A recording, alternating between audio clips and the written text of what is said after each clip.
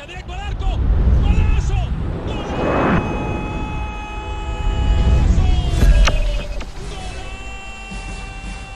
The world of football with a soccer perspective. This is Soccer Today with Duane Rollins and Kevin Laramie, live on the Sports Podcasting Network. Good day, good night. Welcome to Soccer Today for Tuesday, May 17th, 2021. No, 2022. I'm Kevin Laramie, and we are on Soccer Today. You can subscribe to our YouTube page and follow us on our journey to 1,000 subscribers. We're close, but we'll need your contribution, and click that notification bell. Then you will be made aware of whenever we upload a brand new podcast. Big day in Major League Soccer. Breaking news earlier today. It has been rumored for hours, and Fox Sports is reporting it. Duane, Lionel Messi might be joining Miami next year, not only as a player, but also as a 35% owner. The big rumor, and it's been reported by Alex Cabral now for Fox Sports, but multiple outlets are saying that Lionel Messi, after his PSG contract in the summer of 2023, will be joining Inter Miami CF as a player, as an owner, and in Florida. I mean, where did he play this year? I forget, because I don't know if his heart was in it. Yeah, of course, he is in Paris. Lionel Messi à Paris aujourd'hui. Look, obviously, commercially speaking, this would be a major coup for MLS and for Miami to bring in Lionel Messi to play his twilight years of his career.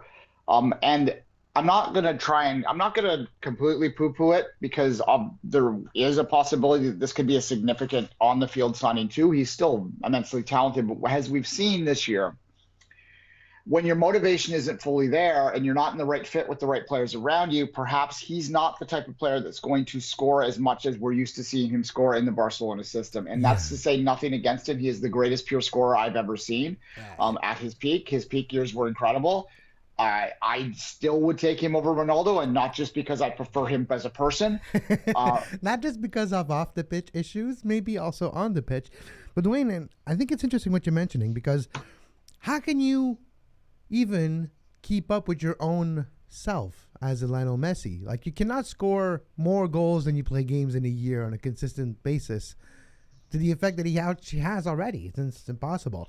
And you mentioned the stats. I think it's important that we have a look at these stats, because when I was watching and looking and redoing some research before today's show, I was actually kind of surprised. I knew he struggled, but to me, those are not stats of a struggling player. Yes, he's not the focal point and nothing is his doing in a way, but as a supporting role, like he would be in the supporter's actor, right? He would get the Oscar for a supporting role here. 33 games, 31 starts, that is with all competitions, so the League, Coupe de France, and all these ones. 33 games, 31 starts, 11 goals, 13 assists. For the goals and assists per 90, which is one of my favorite statistics, 0.77. That's a 0.77, so almost every game he gets a goal or an assist with PSG this year. An expected goal of 9.7, and he scored 11, which there's a correlation here. So when we look at Messi, yes, those are not Messi-like numbers, but they're like average, like good striker numbers, like good player numbers in the world. And it's hard to think of Messi as just a good soccer player. No, yeah, exactly. And I mean, those are numbers playing for PSG in Ligue 1. You have to put that in perspective. And then when you convert that into MLS, look, players that have come from Ligue 1 have done pretty well in MLS, and lesser teams than PSG for sure. There's no doubt that he has the capabilities and abilities to still score a considerable amount of goals. Now, he's going to have to do a lot more on himself. It's the same. We'll be having the same conversations we're having about him if he does come next year. Would be the summer next year. But if he does come then, we'd be having the same conversations as we're going to have about Insigne in a couple of weeks, right? Like, when you're surrounded by nothing, can you as a talent exceed that? Now, we're talking different levels and scale, those two players. I mean, Insigne is a great player, but he's not a Messi, right? The other part of it, though, is the commercial side of this. And there is literally no doubt that this commercially would be the most significant signing in MLS history by a mile. More significant than Beckham, I would argue. Beckham was very important. But because he also is a better player, David Beckham was a good player. And I'll say this every time I talk about this. David Beckham was one of the best 50 players in the world at his peak. That's a lot different than being the best player in the world at your peak. And maybe the best ever to play this game. Yeah, look, and it's Pele played here too, and there's a history of players coming to end their career here. So here's the other question you get into is it the right move for the league? And there will be a lot of people that are contrarian out there, just like we're seeing Holland contrarian articles popping up all over the place. This is why it won't work. There'll be a ton of those articles if Messi comes. This is why it won't work. And they'll all be focused on the fact he's older, retirement league, all that stuff. The reality is, Zlatan was the same age and he came over and ripped the league apart. Yeah. Didn't get them to win though. So That's there's true. Your question. And in the playoffs, he wasn't contributing. And Zlatan, as a personal level, as a human being. Leader. I would never call Zlatan a leader. If there's one thing Zlatan is a leader, at least by attitude. And I think we can all agree on that. I called this show Messi to Miami Explained because, Duane, to me, there's a few moving parts. And yes, the rumor has started a long time ago. Today, there was a lot of steam behind the rumor. And at the end, we have a Fox Sports journalist and Fox Sports coming out with this news. We have to look at the legality of this. His contract is good until the summer 2023 with Paris. It was a 2-season contract that he signed in the summer of 2021, season 2021-2022, and the upcoming 2022-2023 season. That will be his 2 seasons with Paris. His contract is still valid at this point, and he cannot talk to other teams on a free transfer right now. This is only in the last 6 months of your contract.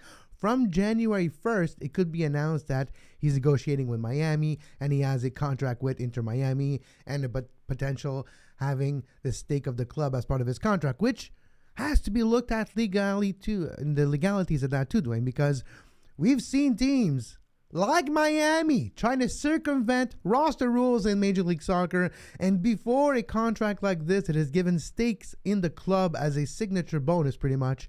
Things that need to be agreed upon. How do you correlate this with the imprint of a Messi on the salary cap when your club will be still under restrictions because you broke the rules a few years ago? Those are all questions that are running through my mind when I'm thinking about Messi to Miami.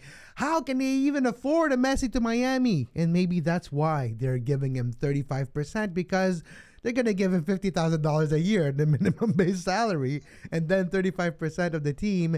And the team will have, of course, at that point, maybe a new stadium.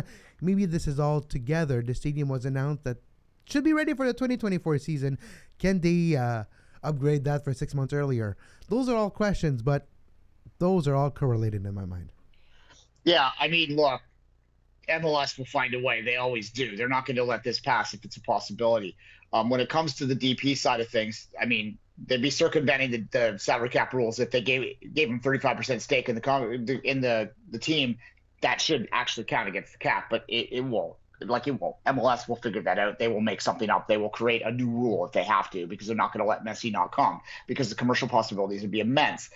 For those of you, and we might get some new listeners out there that have never found us before, that are attracted by the Messi hashtags, and they may not have any knowledge of MLS, and they may even think this is a ridiculous idea that he would come here. But I'd like you to just take a step back for a second and think of a couple things. First off, the money would be immense for him. There's no doubt. He's getting an ownership in a team, a value which is probably worth $500 million.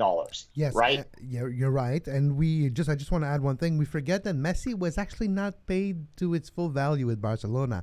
He was too nice with them, and he didn't really he did monetize. I'm not gonna say he wasn't paid well, Duane. He wasn't maybe paid up to the point. He reminds me of Guy Lafleur. Guy Lafleur was always paid a little less than all the other superstars because, well, he was a nice guy. He didn't want to bargain too hard. And I guess we've seen what happened when Messi bargains hard. He goes to Paris. And for our international listeners, Guy Lafleur is a just recently passed away hockey player in Kevin's hometown of Montreal, very famous Canadian sports icon, him. But at any rate, look, the other side of this too is think about Messi's got to start thinking about his post-career life right now and how he's going to financially set himself up to be, richer than dreamable for the rest of his life, and having this as an opportunity to be so. And the other part of it too is that who is hosting the 2026 World Cup? Lionel Messi comes and plays his final 2 years, final 3 years of his contract of his career in Miami, in the country that is primarily hosting the 2026 World Cup. That's going to add more commercial opportunities for him in the biggest commercial market in the world. Although the Asian market is certainly growing, but he's, Yes, yeah, but for now, let's just stick with the American side of things here. It's just really a no-brainer on that level.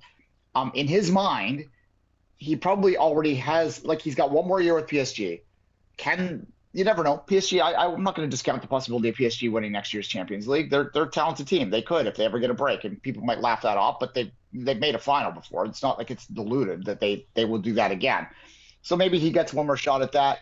Once, and I had this conversation about Insigne with someone else the other day. We were talking about it, and there is a tie in there because you talked about the 6-month thing and about the fact that he's on a free and how they couldn't talk about it legally until the January passed. And that's exactly what we're seeing here with this. Like, they're not talking drug. Like, Lionel Messi isn't flying to Miami and sitting down in a boardroom and drinking orange juice and having conversations about his contract, but the special assistant to his agent might be, right? Or his father's cousin might be. Like, there's lots of ways. I was going to say the pool boy of his grandmother's pool is actually in Miami right now, finding a whole lot of new pools to clean with special instructions every time. There's ways to get messages across. Yeah, exactly. So this is exactly what's happening here. And look, it's these guys, once it gets to the point where the Champions League realistically isn't going to be in the cards for them in terms of competing for it. And I'm not sure if Messi, those numbers that we showed there, if they continue to decline, the top teams aren't going to come calling for him again because he can get more money elsewhere. Well, this is really his only option. Either that or something like the Middle East or China. But yeah, but then that's a career suicide. I don't think he would do that. There's no way for him to justify that. Then you literally look like a mercenary. MLS, you can actually justify a little bit still. Be like, no, competitively it makes sense, and I can follow in the footsteps of Gonzalo Higuain, my friend of course, of Argentina. But when you mention numbers, and I think it's important that we dissect the numbers I've shown on the screen too. This is with PSG in the league, but all competitions. But when you look at the league, just Ligue 1, 6 goals, 13 assists. All his assists this year were in the league. Only 6 goals in the league, 25 games played, 23 starts.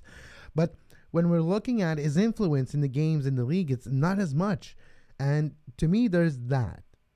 The lack of maybe of Messi needs to be the man. And I don't say this in a bad way, but in his career, when he was given the space, he took the space. Before he was given the opportunity and the playing time with Barcelona, he was still just Lionel Messi stick figure and with a questionable haircut that we didn't see break through until he broke through. And I think that's what he needs. He needs to be the focal point. And he is never going to be the focal point. Well, maybe he will once Mbappe and everybody else leaves. But in Miami, he's going to be the superstar, the glitz and glamour, the pink, the black. He's going to be wearing the flamingo. He will be the flamingo. He will be the focal point. And maybe that's what he wants to finish his career. And of course, a nice mention in Miami and the weather and the lifestyle, all those things put together feels like a good deal if you were Lionel Messi. Yeah, no, it is. Like, it makes a lot of sense from the Messi perspective. And that's, again, I go back to any international listeners that might have stumbled upon us. First off, thank you and come back again. We do talk about European football primarily on Tuesdays. This sort of waylaid it a bit here normally, but we'll get some in the second half of the show. Nonetheless, like, it makes sense to him. Think about it from his perspective. Like, this is an opportunity. Like, how many people get an opportunity to have an ownership in a club come into their zone? How many people have an opportunity to play in a fairly competitive league to end their career and still get all of these commercial opportunities beyond the game? The only question I have on the pitch when it comes to Messi, especially Messi in a year and a half, is how much drive he will have to fight through the kicks that he's going to get, because he will be booted around quite a bit in that league.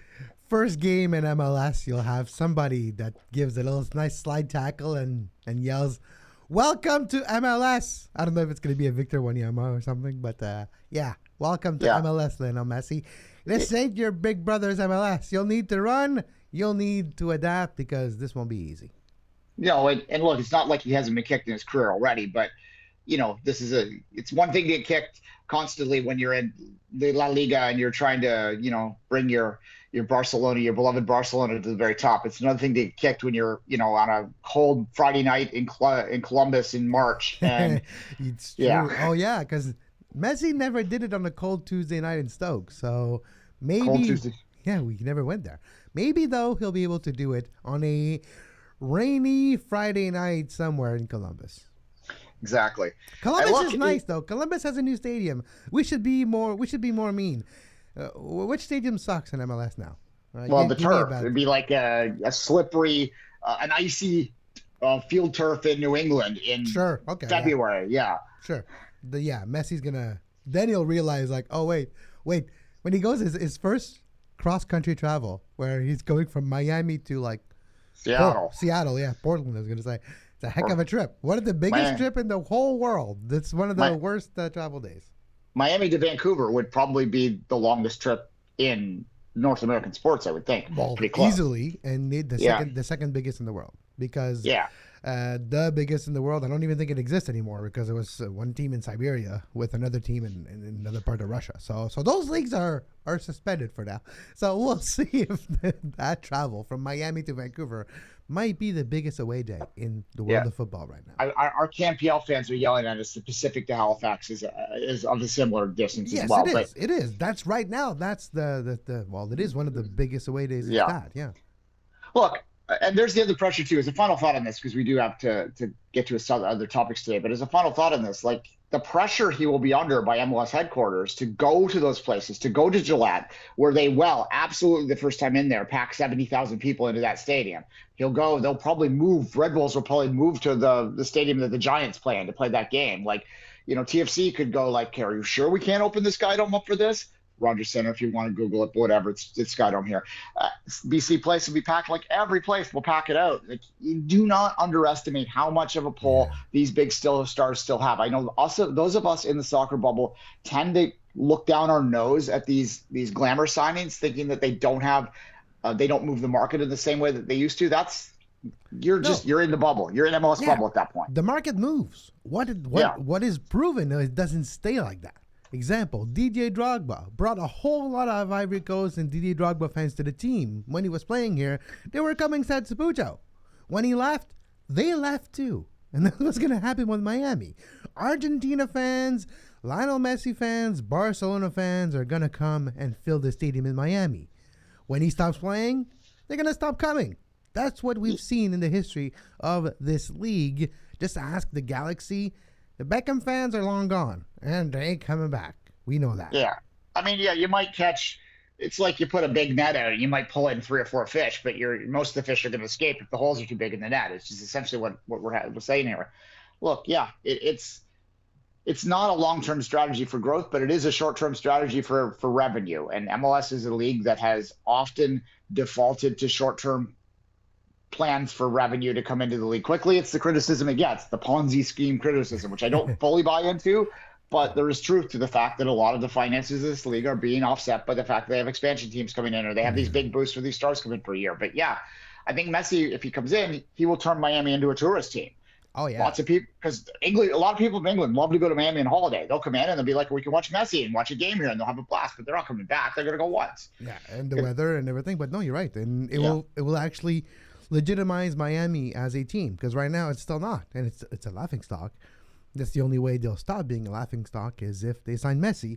But let's rephrase and recap before we have a break. It won't happen until at least 6 months in his contract. Will never be made official because that would be contract tampering. Also, the 35% stake, lawyers are going to have to study that. A lot of other teams in MLS are going to already protest before it happens because of what happened today with the leak of that news. Legally speaking, there's a lot of things that need to be said. If he comes and he's just a regular player, what does it say? He needs to have the DP tag. Otherwise, we all know something shady is happening behind the scenes, especially with Inter Miami, who has been proven to be the shadiest of all the clubs in the roster management department. We've had sporting directors being fired, players leaving because their contract was not valid like Pellegrini, and we have seen Blaise Matuidi and all. So there's a lot of proof that Miami struggled in the past with keeping it legal. So we'll see how legal is that 35% stake in a team in your contract. After this short break, Duane and I will talk about the Europa League in our Tuesdays Are for Europe segment right here on Soccer Today. You are listening to Soccer Today. Follow us on Twitter at SoccerTodaySPN and like our Facebook page, facebook.com/Sports Podcasting Network. You can find the podcast version of all the shows we do on iTunes, Apple Podcast, Google Play Store, TuneIn Radio, iHeartRadio, and anywhere you get your podcast.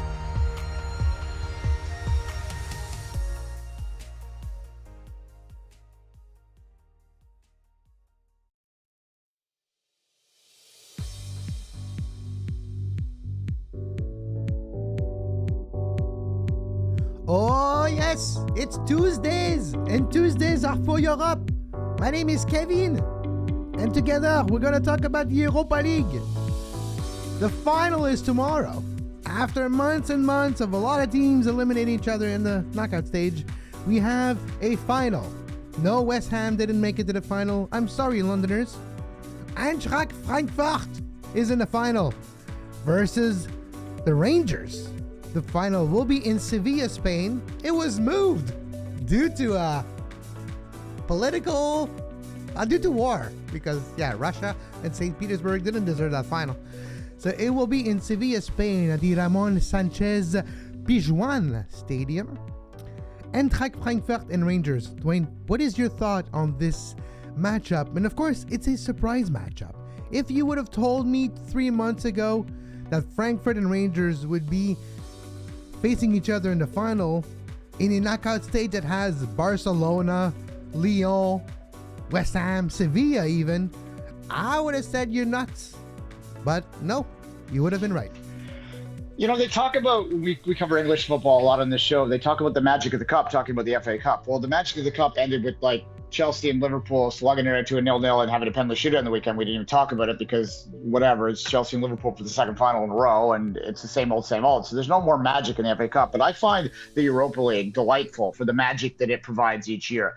You often get surprise runs in this competition. You often get surprise wins in this competition. Teams that you don't necessarily fancy at the top. That's the very nature of it, and it's a unique cup competition in all of the world, really. The conference is coming in this year too. The reason I wasn't snuffing on the conference final is because I think it's just more of these chaotic tournaments are the better, because it makes the sport interesting. But Rangers looking for their first European silverware since 1972. Scotland's first silverware forever too. It's, the last time they were in a final was over 20 years ago. These are two fan bases. Eintracht Frankfurt, if you don't know, is a very notorious German fandom. So sometimes good, sometimes bad, but certainly the displays will be there. Hey, at least they're not quite St. Pauli, but they're not either like Bayern Munich. They're somewhere in the middle, a little bit more subdued than Union Berlin, but you're right at a point. And if you are a Canadian soccer fan, a little history with Eintracht Frankfurt, with Canadian soccer players like Olivier Océan back a decade ago was wearing the white and red of Frankfurt in the Bundesliga and the Bundesliga 2. One of the most unsung soccer player in the history of Canada abroad, Olivier Océan, who was really good when there was no bright lights on Canadian playing abroad. Yeah, he's still on my save on Football Manager. I signed him for Forge. He's signed a 2-year contract. He's like 41 on my game and still playing. Anyway, not that anyone needs to hear about that. But look, and there's a little bit more Canadian content sort of in this, and it's Scott Armfield, former Canadian international, and one might argue maybe he should be considered to come back into that fold, and perhaps there's a conflict there that needs to be resolved, because he seems like he's playing. He'll play in a European final tomorrow, if not start. So maybe John Herdman needs to think about that. But nonetheless, look, it's good that two fan bases that don't have a lot of success. Certainly, Rangers won their first domestic title, since they went through the restructuring, we'll say, a few years ago. Obviously, I'm not going to get into that argument about whether that counts as title number whatever, because for God's sakes, who cares? To me, I do lean on the side that it does count, and I think most logical people do, because teams aren't about who owns them and about what the bankruptcy policies say. It's about the fans and the people that support them and the strip and the tradition. So anyway, but it's nice to see these two historic teams come back and play a game out that's going to be fun to watch. I'm looking forward to this one. I'm looking forward to this one more than the Champions League final, because, well, I'm a little bitter about the Champions League final, but also it's Madrid and Liverpool. I wonder why. there's 4 letters to your left right now that explain why the MCFC. Yeah. And that's why. But when I look at this knockout stage too, and let's just look at the big surprises here. Braga eliminated Monaco in the round of 16. That was a big surprise there to begin with in the round of 16 in the knockout stage. Barcelona eliminated Galatasaray, but then Barcelona lost to Eintracht Frankfurt. So to me, those are very interesting aspects where the big clubs, because they're stuck in the Europa League, don't take it as seriously. They believe maybe a bit of a I would say a selfish attitude and snub attitude that our backups will be good enough, and then they get eliminated in the home and away series. So we're seeing some of those results, and that's one of the surprises that I think is fun to see. And then a French team like Lyon, who's been through a rough patch over the last few years, hasn't been easy for all the Olympique Lyonnais fans, but eliminate Porto. Porto is a storied franchise, maybe the most glorious storied franchise with Sporting and Benfica from Portugal, and you eliminate these teams. There's still something to be said about winning a European matchup, and the Europa League, as much as the forest of European games is really populated, I think it's important that we take time and analyze this species, because this species, this flora here, is fun to see in the forest of European soccer. This one still has a little something. To me, it reminds me of the CONCACAF Champions League more than the UEFA Champions League.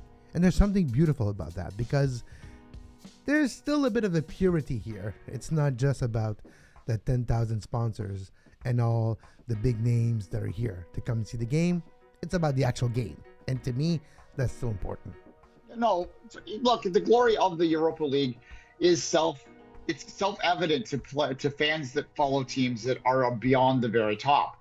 Barcelona was always going to be challenged to win this, even though they're Barcelona. First off, that team's not very good right now, and after Xavi got them going a little bit after he came over, that became evident again, right? Reality came back. Same for Leeds, exactly. Yeah, same with Jesse Marsch. So look, that's part of it, but also, like, it's Barcelona. They're in the Europa League. It's like, sometimes a fish out of water, the big fish in the small sea drowns still because its head's above the water and it's sucking out the oxygen rather than putting it through its gills. You know what I mean? That's a really awkward analogy I just put out there, but I think you follow me. It's a competition that really matters to teams of this level, and it provides the opportunity to have these European nights. And there is a legitimate prize on the end of this too, beyond the prize money and beyond the confetti coming down in your head and the glory and the medal and the trophy. You get to go to the Champions League next year too. And there's no other way. Well, Rangers could have qualified easier, but Eintracht Frankfurt, they're not qualifying for the Champions League and the Bundesliga. Come on, can you imagine? With the difference of investment of an Eintracht Frankfurt versus, I don't know why I'm saying it with an accent today, Frankfurt. I guess that's my job inside today, Duane. I'm gonna start yelling on my mic. But when we have like teams like Leipzig, which were in this competition and lost, which is interesting too. But you're seeing the big clubs, it's difficult to qualify for the Champions League. And Frankfurt will qualify with the Champions League if they win the game tomorrow. Rangers will qualify for the Champions League if they win the game tomorrow. And that's also, you're right, that's also the big carrot at the end of the stick. It's the big tournament, the big bright lights. There ain't no brighter lights on the club level. Yeah, no, and the outright challenge, outright qualify too. We're not talking about third qualifying round. They get a spot in the group stage, and that's a significant play for a club like Rangers, because it's right now the way Rangers can get into a Champions League is to win the Scottish Premier League. I think second place might come back in the next year once the coefficients get ranged. But either way, you're still starting in July. And for those teams to have to come back in July and go through a training camp early, it means your players are only going to go 4 weeks off.